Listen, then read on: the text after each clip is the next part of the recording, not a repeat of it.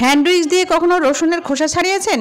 এভাবে আপনি KG KG রসুনের খোসা ছাড়িয়ে নিতে পারবেন কোনো রকম ঝামেলা ছাড়াই। সব থেকে ছোট রসুনের খোসাও আপনি ছাড়িয়ে নিতে পারবেন কোনো রকম আঙ্গুলে ব্যথা ছাড়াই। এছাড়াও জেনে নিন নতুন প্যান্ট বালতিতে পরালে কি হয়। আপনি নতুন প্যান্ট কেনার পরে অবশ্যই বালতিতে পরিয়ে দিন, তারপরে দেখুন কি ঘটে, পুরোই অবাক হয়ে যাবেন, চমকে যাবেন।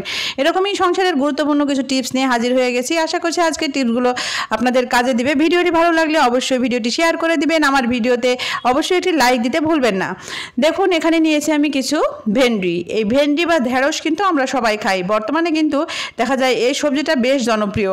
তো এই সবজিটা এই সিজনে খুব বেশি বেশি পাওয়া যায়। তো কিন্তু এই সবজিটা আমরা যখন কিনতে যাই তখন বুঝে উঠতে পারি না সবজিটা ফ্রেশ কিনা আর এই সবজিটা পাকা কিনা। তো যেহেতু এই ঢেঁড়সগুলো পাকা হলে খাওয়া যায় না, তো আপনি কেনার সময় সেটা কিভাবে দেখে নেবেন দেখে নিন। বন্ধুরা দেখুন আমি এই ঢেঁড়সগুলো নিয়েছি। আপনি ঢেঁড়সগুলো নেওয়ার পরে এইভাবে মাথার কাছে একটু ভেঙে দেখবেন, যদি এটা পট করে ভেঙে যায় বুঝবেন ঢেঁড়সগুলো ফ্রেশ ছিল এবং এই ঢেঁড়সগুলো কিন্তু পাকা নয়। আর যেটা দেখবেন ভাঙতে চাইবে না, এরকম স্লিপ করবে আর এরকম চিমড়ে লাগবে, সেগুলোই বুঝবেন যে এগুলো পাকা ঢেঁড়স, এগুলো নেওয়া যাবে না এবং এগুলো বাসি বা পুরনো ঢেঁড়স। টাটকা ঢেঁড়স চেনার এবং এরকম কচি ঢেঁড়স চেনার সব থেকে উত্তম টিপস এটি। এভাবে চাপ দিলেই পট করে ভেঙে যাবে। দেখুন এটা কিন্তু ভাঙলো না, এটা বোঝাই যাচ্ছে যে পাকা ঢেঁড়স। এভাবে কিন্তু আপনারা ঢেঁড়স করার সময় ট্রাই করে দেখতে পারেন। দেখুন এবারে আমি এটা খুলে আপনাদের দেখাচ্ছি এর ভিতরে কি মোটা মোটা বীজ হয়ে গেছে। এটা কিন্তু খাওয়া যাবে না, এটা ফেলে দিতে হবে। তাই বাজার থেকে আপনারা ঢেঁড়স কেনার সময় এই টিপসটি অ্যাপ্লাই করতে পারেন, দেখবেন ফ্রেশ এবং টাটকা ঢেঁড়স আপনারা কিন্তু পেয়ে যাবেন। এবারে চলে এসেছে পরবর্তী টিপসে। আমরা কিন্তু মোবাইল দেখে অনেক সময় রেসিপি দেখে আমরা রান্নাবান্না করি, কিন্তু কিচেনে মোবাইল নিয়ে আসলেই কিন্তু মশলার হাত লেগে বা পানির ছিটা লেগে মোবাইলটা নষ্ট হয়ে যেতে পারে। এমনকি কিচেনে যেহেতু পানির কাজ প্রচুর পরিমাণে করা হয়, তাই পানির স্পর্শে কিন্তু মোবাইলটা যে কোনো সময় নষ্ট হয়ে যেতে পারে। তো আপনি যখনই কিচেনে কোনো কাজে মোবাইলটা নিয়ে আসবেন, এইভাবে যদি একটি পলিব্যাগে মুড়িয়ে নিয়ে আসেন তাহলে দেখবেন এই মোবাইলের আর কোনো ক্ষতি হবে না। দেখুন আমি মোবাইলটা এভাবে একটি ট্রান্সপারেন্ট পলিব্যাগের ভিতরে পরে নিলাম আর এভাবে ভাঁজ করে নিচ্ছি। এবারে আমি একটি রাবার দিয়ে আটকে নিব। এটা আপনি কিন্তু সব কিছু দেখে নিতে পারবেন, কোনো রকম সমস্যা হবে না, টাচে কাজ করবে, কোনো রকম প্রবলেম হবে না। এটা করলে আপনাদের মোবাইলটা সেফ থাকবে। আপনি মশলার হাত বা পানির হাত দিয়ে কিন্তু মোবাইলটা ইউজ করতে পারবেন। অনেক সময় দেখা যায় প্রয়োজনীয় আমাদের ফোনও আসে, তো কিচেনে কাজ করতে করতে এরকম সমস্যা হলে হাতে যদি ময়লা থাকে, পানি থাকলে কিন্তু আমরা এটা টাচ করতে পারি না। তো সেক্ষেত্রে কিন্তু কিচেনে আসার আগে মোবাইলে এভাবে একটি পলিব্যাগ যদি পরিয়ে নেন তাহলে কিন্তু দেখবেন অনেক উপকার হবে। এবারে চলে এসেছি পরবর্তী টিপসে। আমি এখানে নিয়েছি একটি প্যান্ট।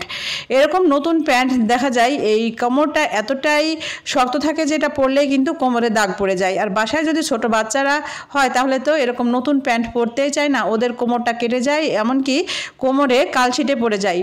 তো নতুন প্যান্ট কেনার পরে আপনারা যেটা করবেন, যে কোনো বালতি অথবা বড় সাইজের কোনো গামলা অথবা চেয়ারে এই প্যান্টটা পরিয়ে রাখবেন। পরিয়ে রাখলে দেখবেন যে এটা এক রাতের ভেতরেই লুজ হয়ে যাবে। আর অনেকটা লুজ হয়ে গেলে কিন্তু এটা পরার সময় বাচ্চারা আর কষ্টও পাবে না, কোমরে কোনো রকম দাগ পড়বে না, ব্যথাও লাগবে না।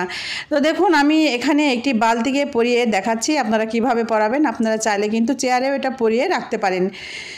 আমার কাছে একটি নতুন বালতি ছিল, আমি নতুন বালতিটাই ইউজ করে আপনাদের দেখাচ্ছি। আর যে কোনো প্যান্টের ক্ষেত্রে কিন্তু এই টিপসটা আপনারা অ্যাপ্লাই করতে পারবেন। এখানে আমি একটি সুতি প্যান্ট নিয়েছি, আপনারা চাইলে সিনথেটিক কোনো প্যান্ট বা কোনো জিন্স প্যান্ট, বাচ্চাদের কোনো গ্যাবার্ডিনের প্যান্টও কিন্তু এভাবে ট্রাই করে দেখতে পারেন।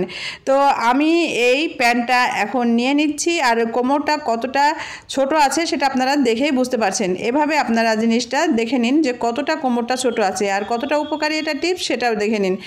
তো আমি এবারে নিয়ে নিচ্ছি বালতিটা নেওয়ার পরে আমি বালতির ভেতরে এই প্যান্টটা পরিয়ে দিব।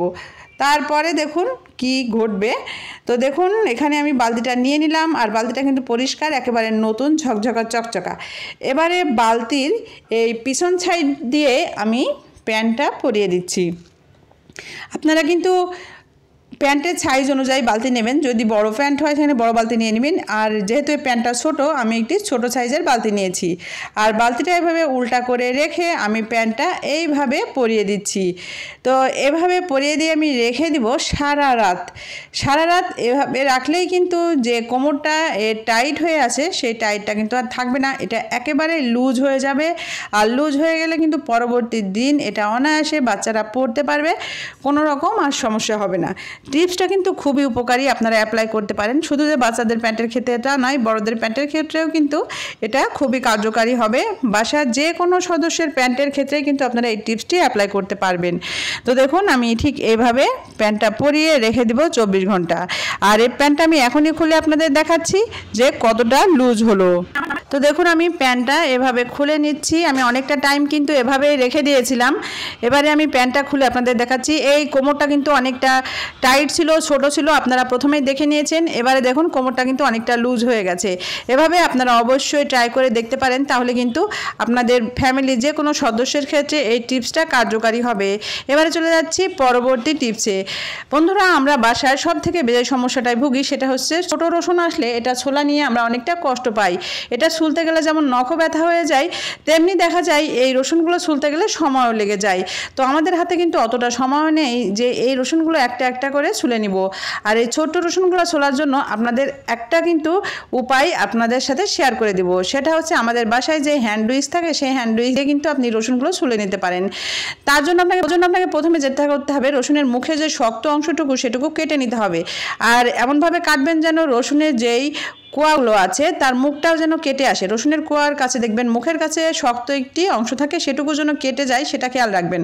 তো আমি এইভাবে রসুনের মুখের কাছ থেকে কোয়ার মুখের অংশগুলো এইভাবে কেটে নিচ্ছি। তো আমি এখানে 3 থেকে 4টি রসুন ছুলে দেখাবো, আপনারা কিন্তু এভাবে কেজি কেজি রসুনের খোসা ছাড়িয়ে নিতে পারবেন। তো দেখুন আমি এখানে 2 থেকে 3টে এবং 4টে আমি নিচ্ছি, খুব বেশি নিচ্ছি না, আপনারা যতগুলো খুশি ততগুলো নিতে পারেন। নেওয়ার পরে আমি রসুনগুলো ঠিক এইভাবে হ্যান্ড উইক্সের ভেতরে ঢুকিয়ে দেব। এখানে হ্যান্ড উইক্সের ভেতরে কিন্তু অনেকটা জায়গা আছে, আপনারা চাইলে 6টা 7টাও দিতে পারেন, কোনো সমস্যা নেই।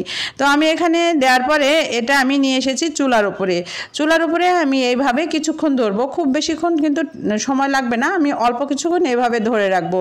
অল্প কিছুক্ষণ ধরলেই দেখবেন রসুনের উপরের খোসাটা শক্ত হয়ে যাবে আর এটা কিন্তু অনেকটা নরম হয়ে যাবে। আর রসুনের এই কোয়াগুলো কিন্তু হালকা হালকা ফেটে ফেটে যাবে। এটা কিন্তু মনে করছেন রসুনটা সিদ্ধ হয়ে যাবে, সিদ্ধ হবে না। তো দেখুন আমি এখানে রসুনটা নিয়ে চলে এসেছি। আমি খুব বেশি হলে 5 থেকে 6 সেকেন্ড ধরে রেখেছিলাম। এবারে এটা ঠান্ডা হয়ে গেলে আমি হাত দিয়ে এভাবে কষলিয়ে নিচ্ছি। হাত দিয়ে এভাবে কষলিয়ে নিলেই রসুনের খোসাগুলো সব ছেড়ে যাবে। আপনারা চাইলে এভাবে কিছুটা নিয়ে হাতের তালুর সাথে এভাবে ডলা দিবেন। দেখুন আমি এখানে হাতের তালুর সাথে ডলা দিচ্ছি। ডলা দিতেই কিন্তু রসুনের এই খোসাগুলো সবই ছেড়ে গেছে।